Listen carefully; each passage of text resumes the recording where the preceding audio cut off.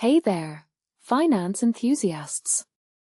Today, we're diving into a fascinating conundrum.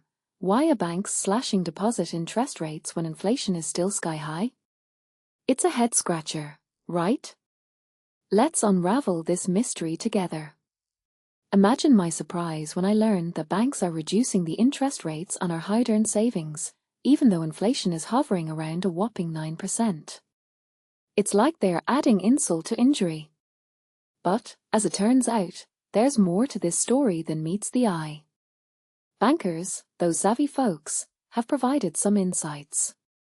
They say that the strong growth in deposits, an abundance of liquidity, and a lack of demand for loans have made it less crucial to lure in new deposits with higher interest rates.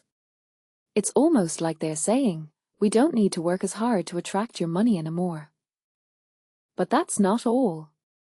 The Bangladesh Bank's recent policy changes, including a lower policy rate and limits on interest rate spreads, have also played a role in these rate cuts. It's almost as if the central bank is giving banks a nudge to keep rates in check.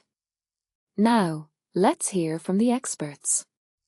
Syed Mahbubur Rahman, the managing director of Mutual Trust Bank, sheds some light on the matter. He points out that the yields on Treasury bills and government bonds are lower than before, and with banks swimming in liquidity and enjoying healthy deposit growth, there's less incentive to offer higher rates. Mahbubur also mentions that the Bangladesh Bank has instructed banks to keep the interest rate spread within 4%, which has led lenders to adjust both deposit and lending rates. It's an interesting move, as it suggests a more balanced approach to managing rates. Mohammed Ali, the managing director of Pub Ali Bank, adds that while higher deposit rates have been effective in attracting savings in the past, the current scenario is different. Leading commercial banks are flush with liquidity and facing weak credit demand, so they're no longer chasing depositors with high rates. An anonymous managing director of another commercial bank offers an intriguing perspective.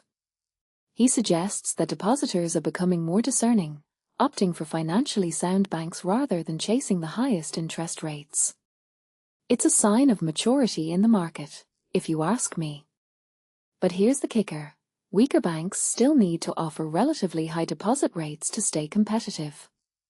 It's a delicate balancing act, and it highlights the diversity of strategies employed by different banks. According to Bangladesh Bank data, surplus liquidity in the banking sector has surged, reaching TK 327,877 crore in May, up from TK 235,500 crore in the same month of 2025. That's a significant jump. So, what's the takeaway here? Well, personally, I think this situation reflects the dynamic nature of the banking industry.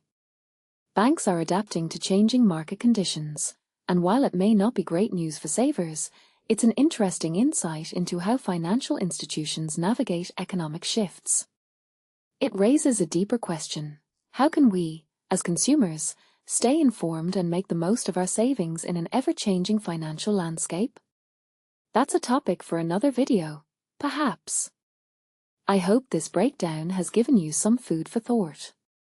Remember, staying curious about these financial intricacies is key to understanding the world of money. Until next time, keep those financial cogs turning.